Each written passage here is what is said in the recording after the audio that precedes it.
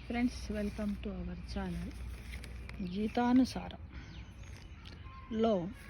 సమదృష్టి సమతుల్యత అంటే ఏమిటి, వాటి మధ్య ఏంటిది డిఫరెన్షియేషన్, దాని గురించి తెలుసుకుందాం ఫ్రెండ్స్.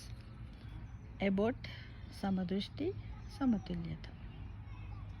బంగారాన్ని, రాయిని, మట్టిని ఒకే మాదిరిగా చూడాలని, అటువంటి వాడే జ్ఞాని, యోగి అని జ్ఞాన విజ్ఞాన తృప్తాత్మ అనే శ్లోకంలో శ్రీకృష్ణుడు వివరించాడు. శ్లోకం ఏంటి? జ్ఞాన విజ్ఞాన తృప్తాత్మ అనే శ్లోకం. స్నేహితులను, శత్రువులను, బంధువులను, ద్వేషించేవారిని, మంచివారిని, చెడ్డవారిని ఒకే విధముగా చూసేవాడే యోగీశ్వరుడని, సుహృనిష్మిత హృద్యాసీన సృహృని మత్ర హృద్యాసీన అనే శ్లోకంలో చెప్పాడు. మొదట ఆయన వస్తువులతో ప్రారంభించాడు, వాటిని సమానంగా చూడమన్నాడు. తర్వాత మన జీవితాల్లో తటస్థపడి మనుషుల దగ్గరకు వచ్చాడు. మిత్రులను, విరోధులను,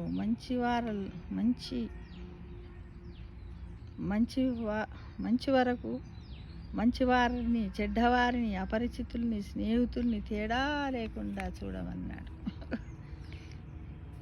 మన చుట్టూ ఉన్న వ్యక్తుల మీద మనం ఏర్పరచుకున్న అభిప్రాయాలు, వారి మీద మనం వేసిన ముద్రలు, మంచిగానో చెడ్డగానో మనం పరిగణించే వారి పట్ల మన ప్రవర్తనలు, వీటన్నింటినీ సూచిస్తుందట ఫ్రెండ్స్. ఆసక్తికరమైన విషయం ఏమిటంటే, మనకు మిత్రుడైన వ్యక్తి వేరొకరికి శత్రువు అవుతాడు. ఈరోజు మనకు స్నేహితుడైన వాడే రేపు శత్రువుగా మారతాడు. ఆ మనుషులతో నాకు చేదు అనుభవం ఉంది. వారు గౌరవానికి ఏమాత్రము తగిన వాళ్ళు కాదు.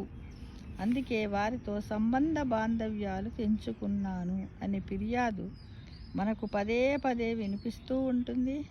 వేరొకరిపై మనం ఏర్పరచుకునే అభిప్రాయాలకు, వారికి మనకు మధ్య ఎదురైన సంఘటనలు లేదా పక్షపాతాలు కారణమవుతాయి ఫ్రెండ్స్. ఇవి మనం చాలా చూస్తూనే ఉంటాం. మన ఇంటి బంధువులలో కానీ, ఇంట్లో కుటుంబాలలో కానీ, ఫ్రెండ్షిప్లో కానీ, సొసైటీలో కానీ, ఎదురింటి పక్కింటి, చాలా ఇవి జరుగుతూనే ఉంటాయి. నిజంగానే ఎవ్వరు కూడా ఒక నిర్మలమైనటువంటి మనస్సుతో ఉండరేమో స్వచ్ఛంగా నాకు అనిపిస్తుంది ఫ్రెండ్స్, అనిపిస్తూ ఉంది. అయితే ఏం చెబుతున్నాడంటే శ్రీకృష్ణ భగవానుడు, వ్యక్తులు వారి మధ్య సంబంధాల విషయంలో ఒక స్పష్టమైన సందేశం ఉందట. అది ఏమిటంటే, మనుషులను వారితో సంబంధాలను వినిమయ వస్తువులుగా పరిగణించకూడదు. నేను ఇవ్వడము, తీసుకోవడం, ఆయన ఇలా చేశాడు నేను అట్లానే చేస్తాను అనేది చెయ్యొద్దు అని శ్రీకృష్ణ భగవానుడు మనకు చెబుతున్నాడు అన్నమాట. ఎవరో చేసిండ్రు కానీ నేను వాళ్ళని చేస్తానని మనము చెయ్యకూడదు. వాళ్ళు చేసిర్రు తప్పు, మళ్ళీ ఆ తప్పును మనం చెయ్యొద్దు. మనం బాధపడ్డాం కదా, ఎదుటి వాళ్ళని బాధ పెట్టొద్దు అనే ఉద్దేశము శ్రీకృష్ణ భగవానుడు అకార్డింగ్ టు గీతాసారం. సమదృష్టి గురించి చెప్పిన శ్రీకృష్ణ పరమాత్మ సమతుల్యతను గురించి వివరిస్తూ, అపరిమితముగా తినేవాడికి, ఏమాత్రము తినని వాడికి, అతిగా నిద్రపోయేవాడికి, నిద్రపోని వాడికి యోగము సిద్ధించదు అని చెప్పాడు.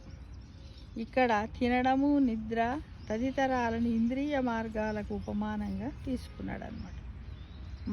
మనము మనస్సును, నాలుకను సంతృప్తిపరచడానికి తింటాము తప్పితే శరీర అవసరాలకు అనుగుణంగా మాత్రము కాదు. ఇది అనారోగ్యానికి దారి తీస్తుంది. అదేవిధంగా ఇతరుల గురించి పౌరుషముగా, చెడ్డగా మాట్లాడము, ఇంద్రియ జ్ఞానాలను విపరీతంగా ఉపయోగించడము దుఃఖానికి కారణమవుతుంది. అందుకే ఇంద్రియాల విషయంలో సమతుల్యత ప్రధానమని కృష్ణుడు తెలియజేశాడు.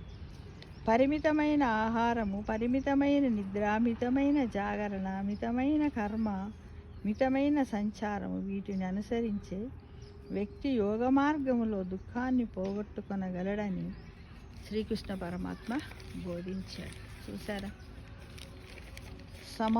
సమదృష్టి సమతుల్యత. గురించి మనము శ్రీకృష్ణ భగవానుడు అకార్డింగ్ టు గీతాసారంలో ఎంత బాగా చెప్పాడు ఫ్రెండ్స్. దీన్ని నిజంగా అర్థం చేసుకుంటే మనకు ప్రతిరోజు మనం ఇది చూస్తూనే ఉంటాం, ఎంతోమంది చెప్తూనే ఉంటారు, గమనించాం. కానీ అక్కడ శ్రీకృష్ణ భగవానుడు ఇదంతా గమనించి గీతలో చెప్పే వరకు మనకి తెలియదు చూడండి కదా. కాబట్టి మనం రోజు కూడా మన గురించి మనం మాట్లాడుకోవాలి, కానీ ఇతరుల గురించి ఎప్పుడు చెడుగా మాట్లాడవద్దు అనేది ఈ వీడియో ద్వారా మీరు అందరూ తెలుసుకుంటే బాగుంటుంది ఫ్రెండ్స్. Thank you.